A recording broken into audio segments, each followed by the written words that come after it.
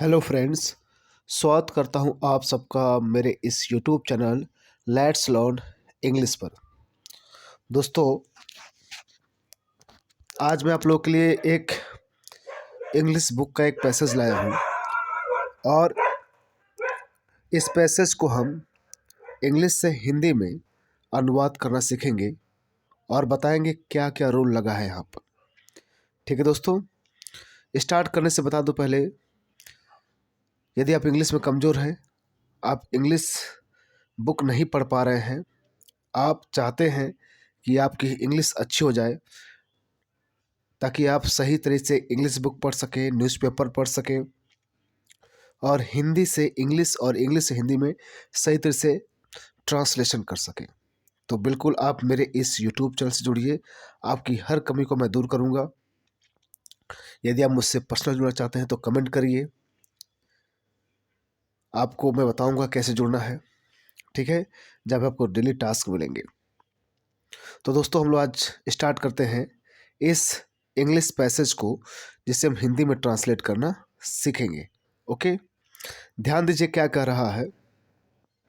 Paper has more patience than people. देखिए, paper means कागज। अब कागज क्या होता है, किसी चीज़ को हो सकता है। जो चीज़ें अनकाउंटेबल होती है वो हमेशा क्या होती हैं, सिंगुलर में यूज की जाती हैं। पेपर हैज़ लगाएंगे, क्या लगाएंगे, हैज़। ठीक है, क्योंकि सिंगुलर इसको हम लोग मानेंगे। और हैज़ या हैव क्या लगता है, ये प्रेजेंट टेंस में लगता है।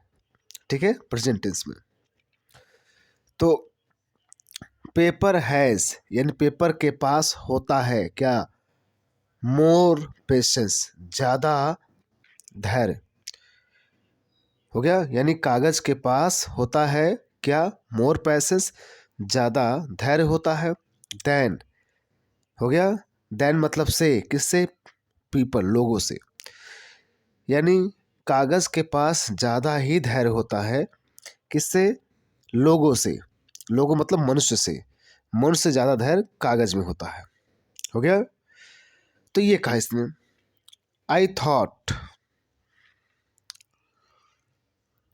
I thought of this saying one of these days, those dose.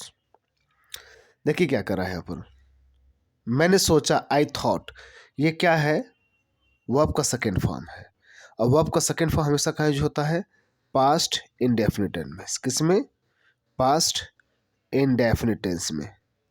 Okay, indefinite tense में हमेशा वर्ब का सेकेंड वर्ब भी होता है पास्ट इंडेफिनिट में। इसका अर्थ होता है था, थी, थे। ठीक है, मतलब कोई क्रिया पास्ट की बात की जा रही है, उसमें उसके अंत में क्रिया पास्ट की जुड़ेगी। तो आई थॉट, मैंने सोचा या मैंने सोचा था, ऑफ दिस सेइंग, इस कथन पर। ऑफ मतलब का की, दिस मतलब सेइंग, दिस मतलब यह, सेइंग मतलब कथन। मतलब ये जो कथन कहा है, paper has more paces than people, इस कथन के बारे में मतलब उन्होंने सोचा, मैंने सोचा था। ओके, आई थॉट, मैंने सोचा, ऑफ दिस सेइंग यानी इस कथन के बारे में, on one of those days. On मतलब किसी दिन या समय के लिए जो होता है ना, ऑन। और कब सोचा था, on one day, one of those days, यानी उन दिनों। क्यों, उन दिनों, दोज डेज मतलब उन दिनों में, वन ऑफ उन दिनों में से या उन दिनों में मैंने सोचा, व्हेन जब, आई वॉज मैं था, I was feeling, I was feeling जब मैं महसूस कर रहा था क्या, अ लिटिल डिप्रेस। लिटिल मतलब होता थोड़ा। ये एडजेक्टिव्स में आते हैं, अ लिटिल, द लिटिल या लिटिल कहाँ यूज होता है। अ लिटिल मतलब होता है थोड़ा, मात्रा में कम हो, तो वो, तो जिससे अनकाउंटेबल के साथ अ लिटिल होता है। तो व्हेन आई वॉज फीलिंग, जब मैं महसूस कर रहा था, फीलिंग मतलब महसूस करना, महसूस कर रहा था, अ लिटिल डिप्रेस्ड। डिप्रेस्ड मतलब क्या होता है भाई, उदास, मायूस। हो गया, ठीक है, उदासी, मैं थोड़ा उदासी महसूस कर रहा था। एंड और वाज, क्योंकि सब्जेक्ट आई है तो इसका भी एंड से जुड़ा है तो दूसरा सेंटेंस जोड़ दिया गया आई, उसका सब्जेक्ट आई ही होगा। आई वॉज सिटिंग, मैं बैठा था एट होम, घर पर, हो गया, मैं घर पर बैठा था विद माई चिन। ओके, ध्यान दीजिएगा, मैं घर पर चिन, घर पे बैठा था with my chin in my hands, in my hands. तो देखिए, चिन मतलब हुआ यहाँ पर आप, जैसे ढोड़ी, ढोड़ी मतलब ना, जैसे सर होता है यहाँ पर, ढोड़ी जो मुंह के नीचे वाला हिस्सा, वो हाथ लगाकर in my hands, in my hands मतलब, हैंड्स मतलब हाथ पर, हाथ में अपने माई चिन्स को रख करके मैं बैठा था। ओके, तो कह रहा है I was feeling, I was feeling, मैं महसूस कर रहा था क्या, अ लिटिल डिप्रेस, थोड़ा सा उदासी। एंड आई वॉज सिटिंग, और सिटिंग बैठा हुआ था एट होम, घर पर, with my chin in my hand, in my hands, अपने, हो गया, ढोड़ी मतलब वही हुआ, ठुड्डी को हाथ में रखे हुए बैठा हुआ था। बोर्ड, बोर्ड मतलब क्या होता है, उदास, जैसे मतलब कोई चीज़ अच्छा लगा, बोर्ड करना, बोरी महसूस हो रही थी। लिस्टलेस, लिस्टलेस में होता व्याकुल। And wondering whether to stay in or go out, और व्याकुल था, हो गया, या निरुत्साहित सा, कोई सा नहीं था, वेदर टू गो, हो गया, कि मुझे मतलब बाहर जाना चाहिए, एक घर पर रुकना चाहिए। स्टे मतलब रुकना होता, कि मुझे रुकना चाहिए, और गो आउट या बाहर जाना चाहिए। ठीक है, मतलब वो अपने हाथ पर सर रखकर वो सोच रही थी या सोच रहा था, हो गया, कि मुझे घर पर रुकना चाहिए। वेदर, वेदर के यूज कहाँ होता है, जब हम चाहे, इसका अर्थ होता है चाहे, हो गया, इसका वेदर जब दो विकल्प दिए गए हैं उसमें से तय करना है कि क्या करें या ना करें, तो वहाँ हम यूज करते हैं वेदर का। ठीक है, यानी वेदर टू स्टे, चाहे रुके, मतलब कहाँ, घर पर, घर, इन मतलब घर में, चाहे घर में रुके, और गो आउट या बाहर जाए, ये सोच रहे थे, ये मैं सोच रहा था। ठीक है, सब्जेक्ट आई है। फिर देखिए, आई फाइनली स्टेड, ओके, अंततः मैं, स्टेड रुकी गई, स्टेड, स्टे मतलब रुकना होता है, स्टेड मतलब रुकी, अंततः मैं रुकी गई, रुक गई, मतलब इनके मन में चल रहा था ना कि बाहर जाए या फिर घर जाए, निर्णय नहीं ले पा रहे थे। ठीक है, क्योंकि बोर्ड थे, लिस्टलेस थे, हो गया, तो ये सोच रहे थे, वॉन्डरी चिंतित थे।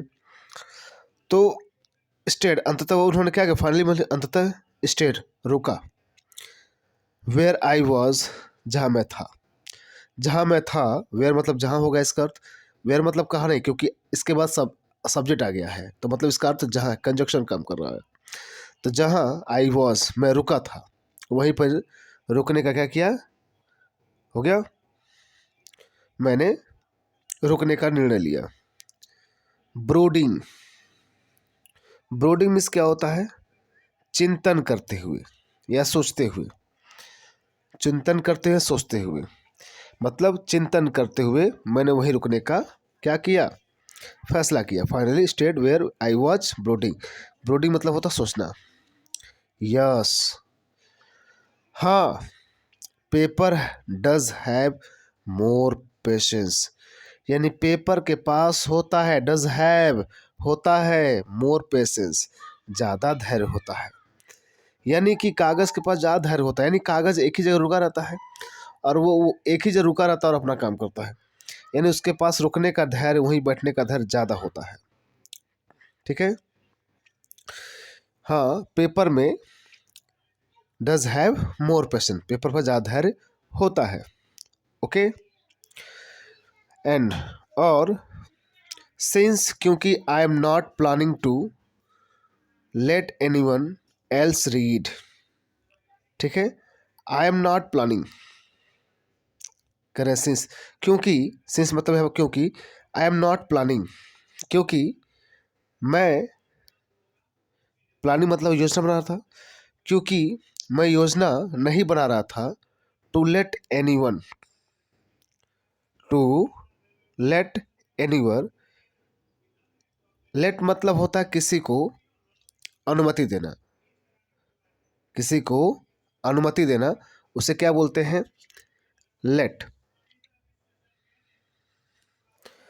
तो लेट एनीवन, मैं योजना नहीं बना रहा था to let anyone else read, else read,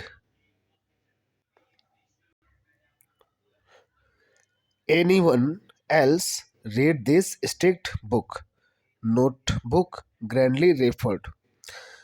तो मैं योजना नहीं बना रही थी, क्या नहीं बना थी, क्यों, टू लेट एनीवन यानी किसी को भी, एल्स रीड यानी किसी अन्य को, हो गया किसी अन्य मतलब, एनी मतलब कोई, अन्य मतलब एल्स, रीड पढ़े, मैं कोई योजना बना रही थी कि कोई से क्या करे, पढ़े, दिस स्ट्रिक्ट, इस स्ट्रिक्ट बुक को, स्ट्रिक्ट बुक मतलब सख्त गत्ते वाली बुक को, स्ट्रिक्ट है मजबूत है, स्ट्रिक्ट बुक, पैक्ड, बैग्ड है, स्ट्रिक्ट बैग्ड नोटबुक, यानी इस मजबूत सख्त वाली पुस्तक को या नोटबुक को कोई ना पढ़े, ग्रैंडली रेफर्ड, ओके, ग्रैंडली में शानदार रूप से, जिसमें जिसे उल्लेखित किया गया है, ग्रैंडली रेफर्ड, ग्रैंडली में शानदार, रेफर्ड में से उल्लेखित किया गया है, उल्लेखित किया गया है, यानी यह देखिए फिर से बता देता हूँ, आई एम नॉट प्लानिंग, मैं योजना नहीं बना रही थी, to let anyone else read कि कोई अन्य व्यक्ति उसे पढ़े, दिस किसे, स्ट्रिक्ट पैक्ड इस मजबूत सख्त वाली नोटबुक को, ग्रैंडली जिसमें शानदार रूप से रेफर्ड किया, उल्लेखित किया गया, टू एज अ डायरी एक डायरी के रूप में, जिसे एक डायरी कहा जाता है, डायरी के रूप में उस तरह कोई पढ़े, अनलेस, अनलेस मतलब होता है अगर नहीं, अनलेस में होता है अगर नहीं, I should ever find a real friend, जब तक, अनलेस मतलब अगर नहीं या जब तक नहीं, आई शुड एवर फाइंड, हो गया, आई शुड एवर फाइंड, जब तक कि मुझे मिल नहीं जाता, फाइंड, फाइंड मिलना या फिर प्राप्त होना, और रियल फ्रेंड एक सच्चा मित्र, जब तक कि मुझे कोई सच्चा मित्र नहीं मिल जाता, it probably want to make a bit of difference. ठीक है, तो प्रोबेबली में से संभवतः क्या हो गया, तो संभवतः it won't make a beat, it won't make a beat, हो गया बीट ऑफ डिफरेंस, डिफरेंस होता है फर्क पड़ना, अंतर होना। ठीक है, तो संभवतः इट मतलब इससे ज़्यादा फर्क, मेक अ बिट डिफरेंस, इससे ज़्यादा फर्क वॉन्ट नहीं पड़ेगा, तो इट प्रोबेबली, प्रोबेबली में से होता है क्या, संभवतः won't make a bit, make a bit मतलब होता है इससे ज़्यादा, मतलब ज़्यादा ऑफ डिफरेंस, मतलब किसका फर्क, इससे ज़्यादा डिफरेंस नहीं, यानी इससे ज़्यादा फर्क नहीं पड़ेगा। तो ये बात कही जा रही है इस पैसेज में। ठीक है दोस्तों, तो मैंने आपको पूरा ग्रामर बताया है, इसमें पूरा ग्रामर बताया है, ये बुक का मैंने पैसेज लिया था और वही आपको पढ़ाया है दोस्तों। आशा करता हूँ आप लोग समझ में आया होगा। तो मिलते हैं हम लोग नेक्स्ट वीडियो में। ओके दोस्तों, थैंक यू वेरी मच मेरे साथ बने रहने के लिए।